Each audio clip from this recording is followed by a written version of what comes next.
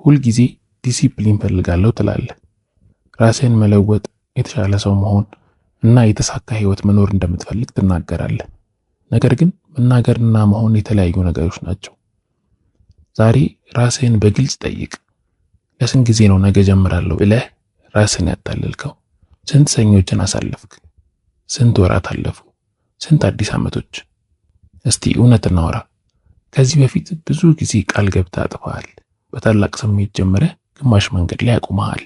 አነቃቂ ቪዲዮዎች እያየህ ስሜትህ ቢቀሰቀስም በተግባር ግን ምንም አልተቀየርክም።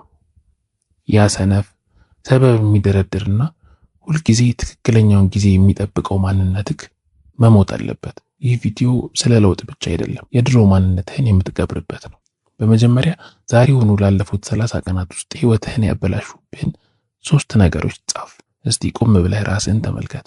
ባለፉት 30 ቀናት ውስጥ ህይወትህን ያቆረቆዙትን፣ ወደ ኋላ የጎተቱትንና የውስጥ ማንነትህን የገደሉትን ጠላቶች ለይተህ ታውቃለህ? ምናልባትም ያንተ ጠላት ስንፍና ሊሆን ይችላል። ጊዜህን እንደ ጉም የሚበላው ያ የማይረባ ስሜት፣ ወይም ደግሞ በከንቱ የሚባክን የሶሻል ሚዲያ አጠቃቀምህ ሊሆን ይችላል። ምናልባትም ዛሬን ወደ ነገ የምታሻግርበት ያ ያረጀው የማመንታት ልማድህ፣ አሊያም ደግሞ እችላለሁ እያልክ ራስን የምትዋሽበት የሐሰት ተስፋክ ይሆናል። አንድ ወረቀት ውሰድ። እነዚህን ለዓመታት የታቀፍካቸውን እስረኞችን በዝርዝር ጻፋቸው። በዚያ ወረቀት ላይ ስታሰፍራቸው ቃላቱን ብቻ ሳይሆን ካንተ ጋር የኖሩት ሰበቦችህን እንደሆኑ ይሰማህ። ከዚያ በቁጣ ቅደደው፣ በእሳት አቃጥለው። ይህ ድርጊትህ ተራ እንቅስቃሴ እንዳይመስል። ይህ ማለት ከዛሬ ጀምሮ ለእነዚህ ድክመቶች የምሰጠው ቦታ የለም ብለህ የምታውጀው የነጻነት አዋጅክ ነው። ወደኋላ የምትመለስበትን ድልድይ ዛሬ ሰብረኸዋል።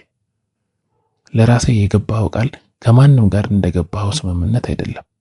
ከገዛ ህሊናህ ጋር ያደረግከው የሞትና የሽረት ቃል ኪዳን ነው።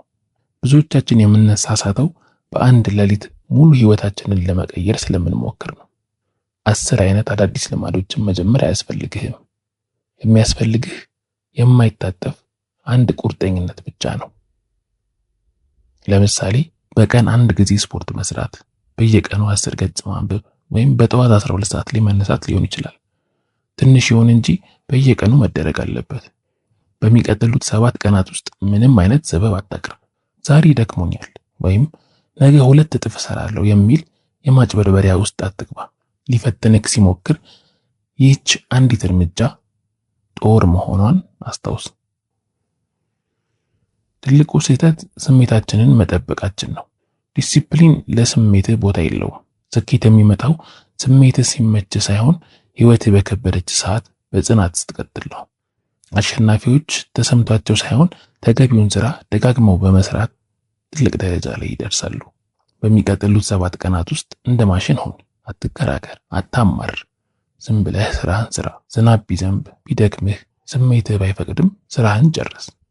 በየቀኑ የምትወስዳቸው እርምጃዎች አዳዲስ ማንነት እየገነቡልህ ነው። በየቀኑ ከመተኛትህ በፊት ራስህን ጠይቅ። ዛሬ ያልኩትን አድርጌያለሁ? ምን ሊያቆመኝ ሞከረ? እንዴትስ አሸነፍኩት?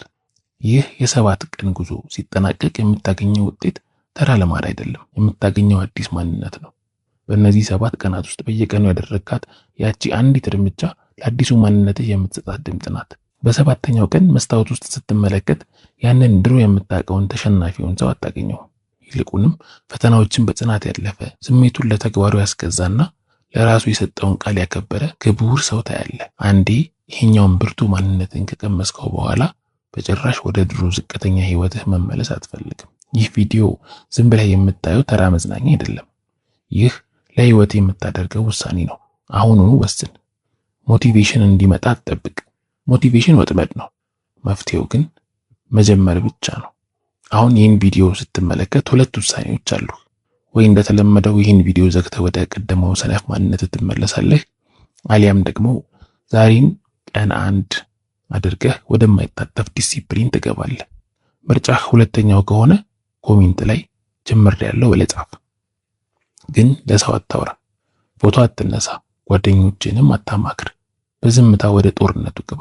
ይህችን የመረጥካትን አንዲት እርምጃ ብቻ በየቀኑ ያለምንም ሰበብ ፈጽም። ከ7 ቀን በኋላ ያንን ከባድ ጦርነት አሸንፈ እንደምትመለስ ተስፋ አደርጋለሁ። ከዚያም ወደዚህ ቪዲዮ ተመልሰህ አሸንፌያለሁ ብለህ እንደምትመሰክር እጠብቃለሁ። ያኔ አንተ የቀድሞ ሰው አይደለም፣ አዲስ ማንነት፣ አዲስ ኃይልና አዲስ ክብር ያለህ ሰው ሆነሃል። ዲሲፕሊን በነፃ አይገኝም፣ በላብና በጽናት የሚገዛ እንጂ።